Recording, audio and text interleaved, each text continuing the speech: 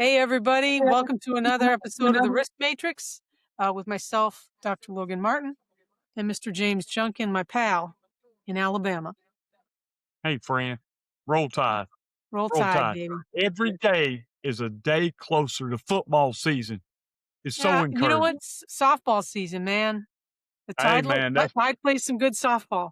I does play good softball. I love women's softball, and I always tell people if I played a little baseball, wasn't very good at it as a kid. Played a little bit in high school, but you thought, oh, it's just softball. Well, you stand up there in front where those young ladies stand 45 feet from the plate and have them throw that softball underhanded, whooping at you at 65, 70 miles an hour. You try to hit that thing You because try to I've hit seen a that. lot of Try to catch friends that. embarrassed. Yeah, Absolutely. I But got you. ladder safety month.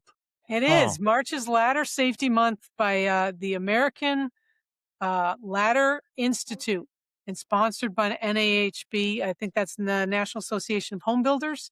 But we're going to run with it. But before we do that, James, and we talk about ladders and ladder safety month and some tips that I picked up along the way, and probably you have too. Let's do a rip from the headlines. What you got for me? Absolutely.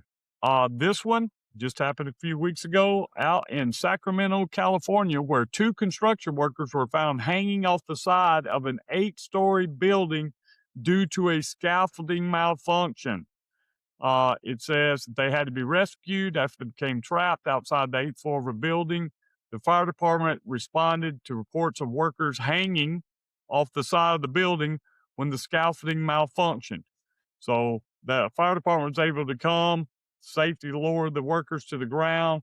But in the news that was reported through Yahoo, they're saying safely lowered, right, in quotes, and they were hanging off the side of the building. I imagine it was a lot more dramatic than what those two apostrophes seem to indicate. Yeah, I'm gonna guess that it's probably was some type of swing staging, swing scaffold, dual end scaffold there. I see these a lot. I work with some contractors that they're on swing scaffolds every day. This is one of the things that I focus on when I go out to sites, is the daily inspections that go along with these things because there actually is, believe it or not, there is a ton that goes into setting up a swing scaffold, right? From the roof, anchors, to the lifelines, to the cables that run the system, to the motors that are on it on either end. There's a lot to look at, right? So when I go out to sites, uh, they love to see me coming, I'm sure. We talk a lot about what components have been looked at. Hopefully, everything has been looked at, and before they can sign off on using those, they have to raise and lower them, check all the components. There's a really big checklist that goes with that. That's different than other types of scaffolding. Um, Well, it said from this incident there was a malfunction, which may have been because it wasn't caught during the inspection process.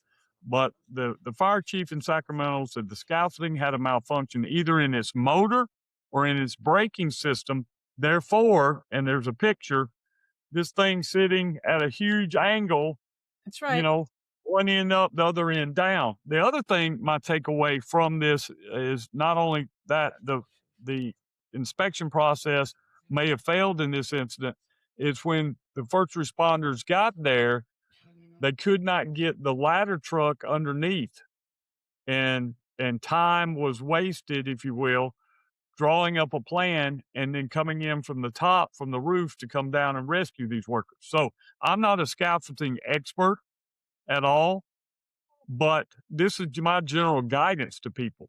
If we're going to put people aloft, if we're going to put them up there, the first question I have to answer: how are we going to get them down? When we're working at heights, how are we going to get them down? Fall protection under the standards requires you to have a rescue plan, because if you're the one hanging up there, you don't have time for people to draw it up in the dirt. So I could tell from the description that was in People magazine through yahoo.com that there wasn't a good plan in place to immediately get these folks down. And then when the fire department came, they had to go from plan A to plan B. So Yeah. if you're going to put them in that loft in any situation, scaffolding or otherwise, how are we going to get them down should be the first question you ask And in your hazard identification and planning of the work. a rescue plan, I mean, I know a lot of people put in their 911, right? And we talk a lot about this when we talk about confined spaces, et cetera. You know, what is our rescue plan 911? If you're going to include 911, then you should include the people at 911 who are going to pick up the phone when you call. I know, you know, from just experience, I work a lot in Boston. There are some high-rise buildings that my clients work on, and I know for a fact that it's exactly as you said that a lot of the fire trucks don't reach that high, even on the big ladder trucks, and that rescue would have to take place high angle from the roof, right? And so you have to have that in your plan too. And actually, you know, 911 is a general number, right? Whether or not they have a high angle rescue team on call, um, you know, we know that the suspension trauma, if you're hanging outside of that scaffold, is going to start taking place within, 10, 15 minutes. And it might be a little bit longer than that. Then you get rescued if you have to call in a specialized team. So that's a good call out, James. I'm glad you mentioned it. It is something I think about every single day because these are these are my concerns with the workers that I work with. Absolutely. So, Absolutely. So so let's ladder safety month, Yep. March, March is Ladder it- Safety Month, and 10th and with the theme 10 years of safer climbing. okay, people are laughing right now. They're saying, Why does ladder safety have its own month?" Well, let's give them some for examples. Okay. So for example, ladders is routinely in OSHA's top 10 most frequently cited standards. So it's going to be there. It's low hanging fruit when it comes to inspection to ladders, use of ladders, things of that nature, right? So obviously, OSHA is routinely citing against standards that are applicable to ladders. Well, why are they citing to those standards? Why is it in the top 10? Why is it low hanging fruit? Because when they look at the injury reports that come in, right, many of them are involving the misuse of ladders. Yeah. I don't know where we learn our ladder skills. It's certainly not from our training in our OSHA 10 or OSHA 30, and it's not from our training specifically on ladders in the workplace. I think we learn some of this in our homes, our own homes, right? They're one of the most misused tools that we have in our arsenal of tools in our homes and on our work sites, right? So I can't Probably even tell more you. misused by safety professionals than anybody. The most Well, dangerous people in the world are safety professionals not at work, right? Doing home improvement. I know I'm guilty of that. yeah, yeah, and the things that I've seen, James. I mean, you probably can add to this, but I've seen ladders with feet flipped up. People don't know how to put the feet down on ladders. I've seen them be damaged in rungs broken, rungs taped together. I even saw duct taped rungs on a ladder once. Things are removed, bent. Wrong type of ladder for the type of work you're doing. You don't want to use certain type of ladders when you're working around energy. Um, I've seen short ladders. I've seen tall ladders. I've seen ladders, step ladders used to get onto scaffolding, which is a no-no. So there are all types of things that you see. This is why ladder safety has its own month, and this is why the Ladder Safety Institute is so concerned about people getting hurt using ladders, right? So I want to just mention a few things here. Um, Okay. as a safety director and as a consultant, a lot of times you can run into free things that you can get on the interwebs, right? And I early on in my career was introduced to the American Ladder Institute, right? Okay. And they are laddersafetytraining.org if anybody's looking for that, and they also have laddersafetymonth.com. But the American Ladder Institute, they provide comprehensive training for at home and professional users videos, safety modules. They even have an exam on there. So these are free things that you can use for your workers, or you can take yourself. Um, but the information is out there, right? And they've put this out there. So one of the most common things I see with ladders, particularly extension ladders, is there's confusion about the 4-to-1 slope, right? And if I'm going to be using this extension ladder, it needs to extend 3 feet above the upper landing, tied off Tied at the off. top. I see people sometimes tying off at the bottom as well, which is fine. But from the standard standpoint, it needs to be tied off at the top. The other thing I see with this, if you're going to expect workers to perform a task, you must train them. And there's a lot of OJT that goes on in the field.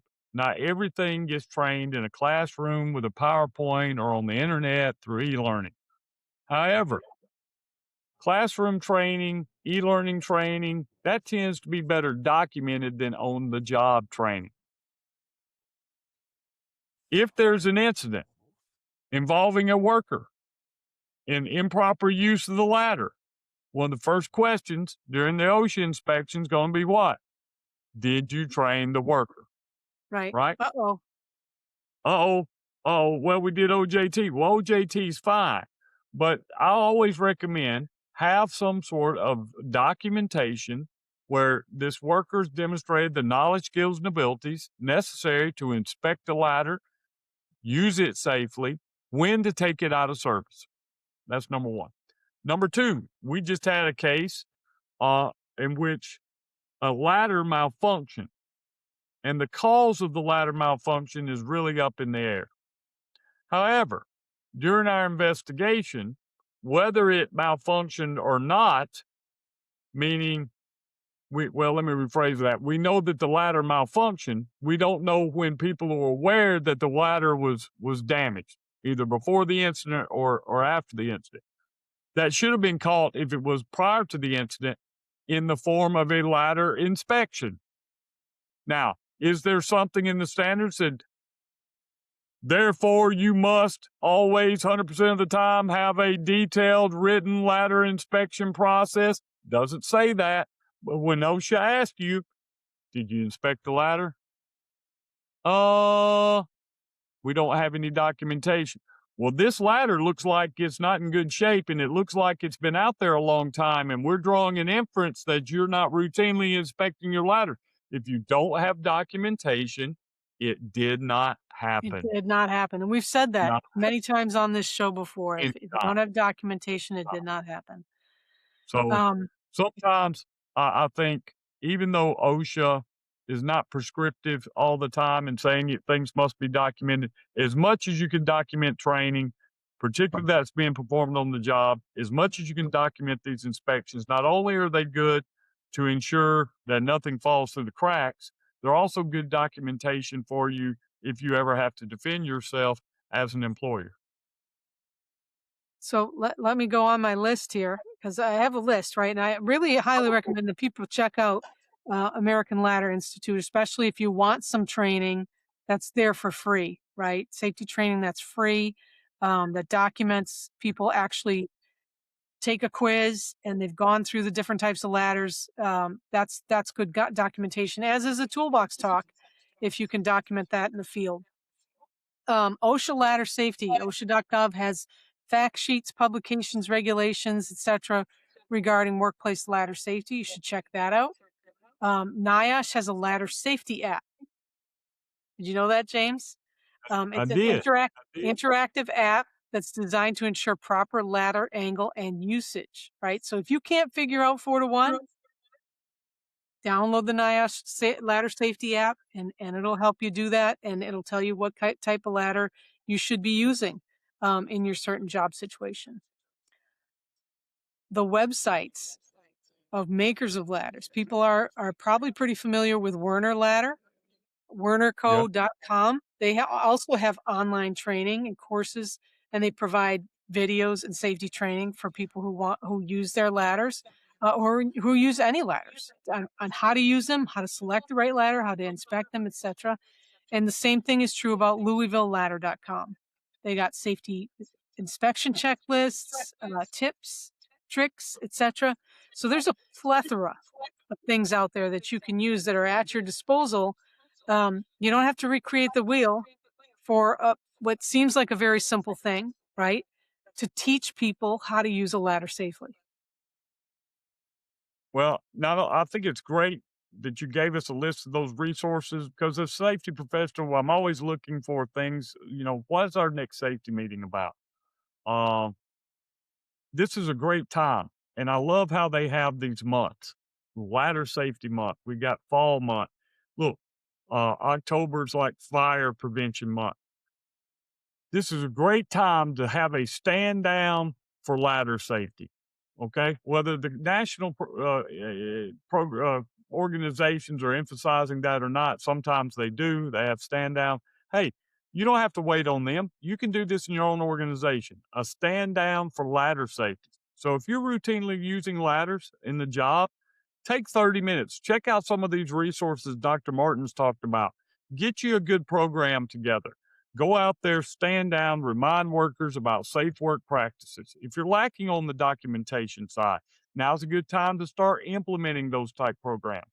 Whether it's paper documentation or you're using some of these safety management apps that are out there, as far as I'm not going to call out any particular vendor, but it's helping you with the control of work.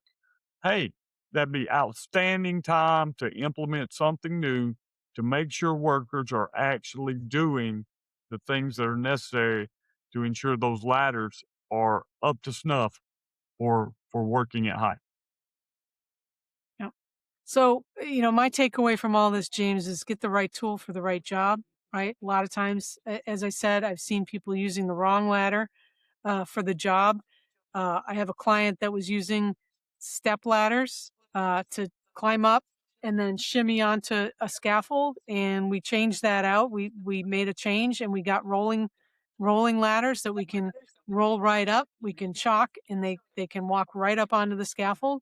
That's the right tool for the job, right?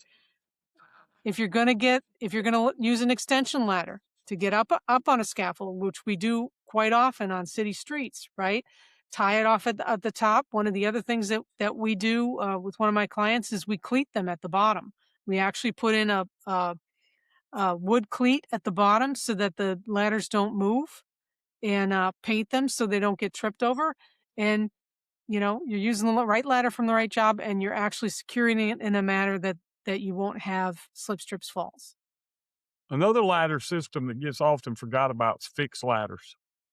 We use a lot of fixed ladders in oil and gas on the side of tank batteries, etc. We're walking up to get the catwalks to do tank gauging and some of those type activities, thieving and stuff. Fixed ladders sit out there in the weather. They get rusty. Sometimes the welds are not a little sketchy when we're coming up that. That's part of the inspection process as well. If even though you may not own that ladder, that's a ladder that's under the purview and responsibility of the hiring client. You're the one that's going to fall from it. Your teammates are going to fall from it, right? Uh, you don't have to fall very far to sustain serious injury. So if you make it part of the process, look at those fixed ladders, make sure they're in good shape. And if they're not, have processes in place to escalate that and have a process in place to tag that ladder out of service. So, Those are some quick so tips. I got a takeaway for our safety pros out there, for anybody, for superintendents, foremen, etc. Since it's Ladder Safety Month, March, check out OSHA's ladder safety publications. Make sure you're complying with those. If you need for on those fixed ladders, if they're a certain height, you're going to need some type of assist and fall protection in there. Sometimes you need a cage. Make sure that your ladders are up to par, inspected, and they have the right equipment to keep your workers safe. One thing we haven't talked about is ladders and electrical safety. Okay, Uh, I I, mentioned it a little bit. There's some you don't want to use with electrical. so metal ladders probably out, right? I Probably. actually have my clients take all metal ladders off the site. We don't Yeah, use I'm a metal big fan ladders, of period. fiberglass. And I like that. See, that is another example of prevention through design, right? That way, if there are no metal ladders, then there's no way you can make a mistake and pick the wrong ladder. And too many times these wrong ladder choices end up in tragedy. Something makes the ladder disabled. Again, reason Swiss cheese model, right? We got the ladder, it's not properly secured. We're ascending the ladder. The ladder's near an energized power line. We slide off. The metal ladder hits the power line. Boom, there we go. Yep. Graveyard dead or Very seriously good. Then. injured. You ain't coming back from that one. You ain't coming back from that one. You know, Doc, there are two things I know about electricity. What's that? You know what they are? If you don't pay the bill, they'll turn it off, and if you mess with it, it'll kill you. Graveyard dead. That's all I know about electricity. It's magic. All right. So, I think we pretty much beat that dead horse there, James. Not to transition from graveyard dead to dead horse, but again, I just want to mention something that you said. There are months that have different focuses. There's fall protection, falls in construction, etc. You can look these things up on the web. There are safety months, there are safety weeks, there are stand downs that are sponsored by different organizations. I totally think that it's worth your while to look these things up and to stand on your company and do some training, do some education, awareness, some targeted inspections, and really spend some time looking at the hazards that are associated with whatever is coming up that month. So this month it's ladder safety. I wish everybody can go out and take a look at those websites I mentioned because there really is some great stuff out there. Absolutely. And just to follow up with that, Dr. Martin, whatever entity is sponsoring these months of emphasis, usually someone is putting out additional resources, especially if it's OSHA. So OSHA publishes a calendar over at OSHA.gov so that you can see what the calendar year is for next year. ASSP, the National Safety Council, they do the same thing. You can go ahead and plan this out, get some resources available to you so you have good good presentation, good emphasis, and hey, make it part of the whole month so it's not just a singular event, not just a hey, here's a toolbox talk on ladders because it's about it. You could really develop a nice emphasis program within your organization by planning ahead a little bit into your Invite the calendar. vendors. Invite the vendors. A lot of times I'll invite a vendor out and they love to come out and talk about their products, right? And they'll give free training and free information to you, which is also a good thing. So there you have it, James. It's There you have it. March. There you are. It's Well, March. it's March. It's March. Can you believe it's March already? I can't. Well, to me, it seems like December because still keeps snowing here. But Well, for we're those only of you going to push listening, it down. We're done with all that. So we're good. We're yeah, good. for those of you listening, just know that March is also ASSP voting for next year's board seats, and the people who are running for that include Mr. James Junkin. You can see him here on the screen. He's running for vice president of finance for the board. If you have a chance, trot on over there if you haven't voted yet and vote. Take a look at the statements of all the candidates, but Mr. James Junkin is a candidate for vice president of finance. Give him a look. Thank you, Dr. Martin. I appreciate you mentioning that. Hey, if you're not a member of ASSP, the society is built for safety professionals, and I can never give back to the society what it's given to me. Check it out. If you're not a member, ASSP.org. There are a lot of cool things and resources that are there for the benefit of safety professionals. I know I'm a better safety professional for having been a member. If you're already a member, participation is important. Participation's important. This is one way to participate. So head on over there, check out this election cycle. A lot of really good candidates running. But more importantly, it's your society. Your voice matters. Get out and vote. Thanks a lot, James. And for those of you who listen to us all the time, thanks for listening. Make sure you like and subscribe. And if this is your first time hearing us, uh, please hit that like and subscribe button. You can get it dropped to your phone every Tuesday. We bring out a new episode. Share it with your friends. As James likes to say, your mama wants you to listen to the risk matrix. Everybody else's mama wants you to listen to the risk matrix too. So please support us, like Veriforce supports us to get the word out on important risk and safety issues every single week. So thanks to Veriforce for powering us. And James, I'm gonna let you take us out. Hey, one last thing regarding that. If you're just recently joining the podcast, I know that I have seen a lot of activity on our LinkedIn page. It's growing all the time. New folks are following us. New listeners are discovering the podcast. We have a whole host, 2 years worth of podcast episodes that are available on all of the podcast channels in which you get your podcast. So scroll back. They're all really uniquely titled as to what the episode is. You would find an episode that we're discussing a particular topic that you have interest in. Maybe there's a problem that's going on, an opportunity within your organization that needs to be improved. You have a whole library of episodes with not only me and Dr. Martin talking about our views on certain things related to safety, but also some amazing guests. Thank you for those of you that are taking the time to listen to us. We do this for you. Like Dr. Martin said, hit that like button, hit subscribe. That way you can be notified when you get we drop a new episode. Jump down in the comments. We like to engage with folks. You'll see us there on our own LinkedIn pages. So there's a lot of opportunities to interact with our podcast, and we appreciate what you do to bring workers home safe. Till next week, next episode, y'all bring those workers home safe from high hazard jobs and roll tide, Roll baby. Tide. One week closer to football. Out.